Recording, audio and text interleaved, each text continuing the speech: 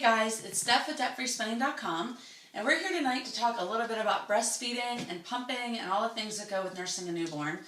I am a teacher by day, and a lot of things have happened between having my 10-week-old son, baby Jay, and now with breastfeeding, and I'm just trying to give you kind of a basic girlfriend's guide to breastfeeding and maybe help other people go through, avoid some of the things that I've had to go through. I've had a really rough experience breastfeeding with low milk supply has been my biggest issue. So I'm going to kind of talk through the basics of things I wish I would have known before I had gotten started. So the first thing I'm going to recommend is investing in a great either boppy pillow. This is an older version of the boppy, but you basically, whenever your baby's latched on, you want him or her to be high enough and have enough support that they can actually you're not bending over or trying to pull them up to you. They can just rest right on the pillow. It makes it much easier to have some sort of boppy. I know the new boppy is a little bit better. My husband and I joke that this is for skinny midgets, because it's just very, very tight. but I do recommend having some kind of pillow. And sometimes you might even need an extra pillow underneath the boppy to get it even higher. So you might need more than one or two, more than just the boppy. You might need 2 pillows. So once you get your baby latched on, obviously there are a couple different ways that you can hold the baby. My son prefers to be held from behind the head, and then I hold on to my breast and I hold it this way. I actually take my 4 fingers below the breast, take my thumb on top of the breast, and I actually squeeze down and help him find the nipple that way. And obviously when you're first latching on, you're going to actually try to get when you press your nipple down, it's compressed, you're going to stick it into the roof of their mouth. You want it on top of their tongue. You have to make sure it's on top of their tongue. Something I didn't know. I didn't know anything about breastfeeding going into it, so hopefully I've helped you at least with that much. And then once you deliver, at least in our hospital, they want you to breastfeed right away. So right away, he latched on. He was doing great, and it was an amazing experience. But in about a week or two, we discovered that I had really high blood pressure, and so the doctor insisted that we basically have my husband feed him through the night, and that was our first mistake, because that's exactly the time when your milk supply is coming in, and you're basically growing all of these little milk duct kind of areas in your breast. And so and the more that you can breastfeed in the beginning, the more capacity you'll have to breastfeed and have more milk as time goes on. So in addition to that hold that I showed you, you can also put them in a football hold where their legs are back here and their head's up here, and you're latching them on this way. Okay, there are some different, you can just hold them in a traditional hold, cradle hold as well. So those are some of the different holds that you can use. But also I wanted to kind of skip ahead then. After you get them to latch on and they're breastfeeding, you should be feeding like 8 times a day. So just about every 3 hours during the day, I'm either pumping or feeding. And so one thing that I wasn't able to do was produce enough milk really from the beginning. I was struggling because of this high blood pressure. So a couple things I did were I started pumping. I used a supplemental nurser, which is actually a tube.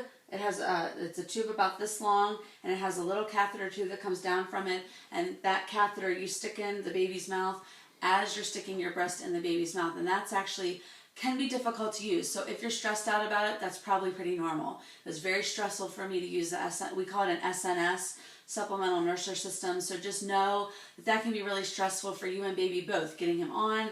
Sometimes my son unlatches, we still use it. And so a lot of times, you just know that might be a typical feeling with that. So like I said, because I wasn't nursing through the night and I wasn't nursing as frequently as I should have, and my son was what we like to call a sleepy nurser. He was very difficult to stay awake. He was only 6 pounds when he was born. He didn't have a great suck. So I was constantly having to wake him up and wake him up and wake him up, and it might take him like an hour to feed, and then we'd be back to feeding again the next hour.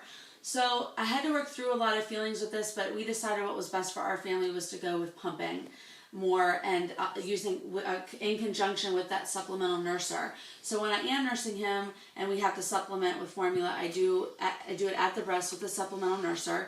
And again, even after I started pumping, I was doing everything I could to build my milk supply. I was still only getting between an ounce or 2 at a time. So I actually had to start power pumping, which is where you actually use your pump for 20 minutes on, 10 minutes off, and then 10 minutes on, and then 10 minutes off, and then 10 minutes on for the last one. So it takes about an hour. So 20 minutes, 10 minutes, and then another 10 minutes with a 10-minute break in between each of those cycles. So this is basically my pump. And you can see, I didn't even know how to put the thing together when I got it, but you have a valve, and then you have you have the phalange right here, and then you have the valve which comes off, and that attaches, this is my Medela pump, by the way, and it goes down into the pump, into the bottle, and you turn it on, and then you stick the pump tubing in from behind.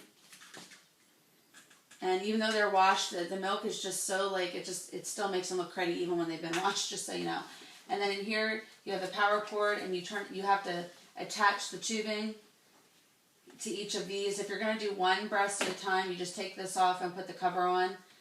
Otherwise, you have both tubes coming out at the same time, and then you turn it on, which obviously I'm not connected to electricity. And so you turn it on, and you go ahead and stick it on. And just so you know, this is the weirdest feeling in the world.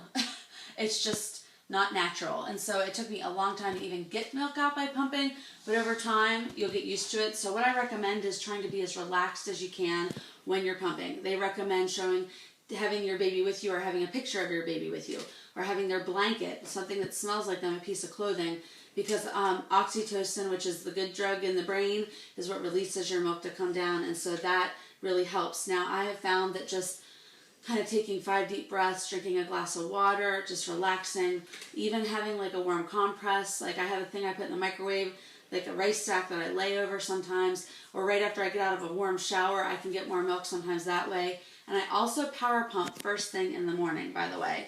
That's the best time to do it. So your most milk production happens between 1 a.m. and 5 a.m. in the morning.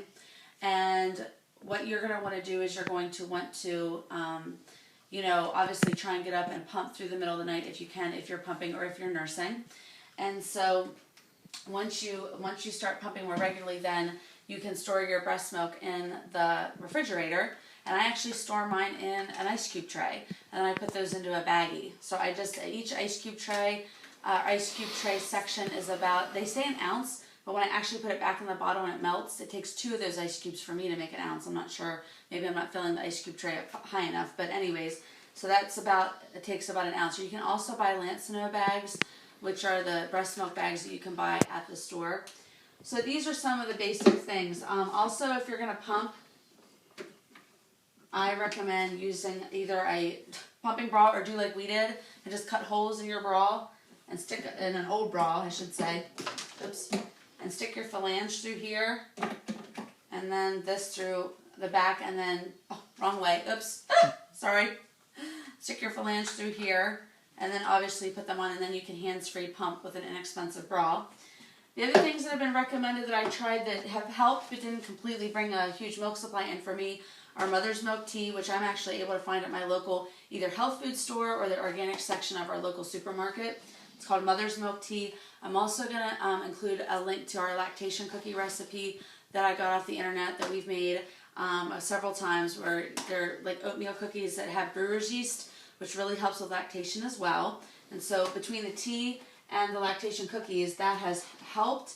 But what really helps the most is getting up and doing it in the middle of the night and pumping every hour to 2 hours during the day. And it has been crazy for me as a teacher to try it. I'm not teaching full time right now, it's still summer for me, but that has been very hard to just stay on that regular schedule all the time, because I'm kind of a go kind of girl. So if you have my personality, please do not take it personally if you struggle with that as well. I know that there's a lot of back and forth battling with breastfeed, don't breastfeed. So right now what I'm doing is I'm pumping exclusively, but at the same time I'm also supplementing with formula, because even when I pump exclusively, I don't produce enough milk to meet all my baby's needs for weight gain. In fact, he was in the zero percentile for weight, and when I went back for my second weight check, and that the doctor said he knew it was because I obviously wasn't producing enough milk. Even though my son was nursing constantly, he just didn't have enough suck, and he wasn't big enough to get on there. He was kind of this sleepy nurser,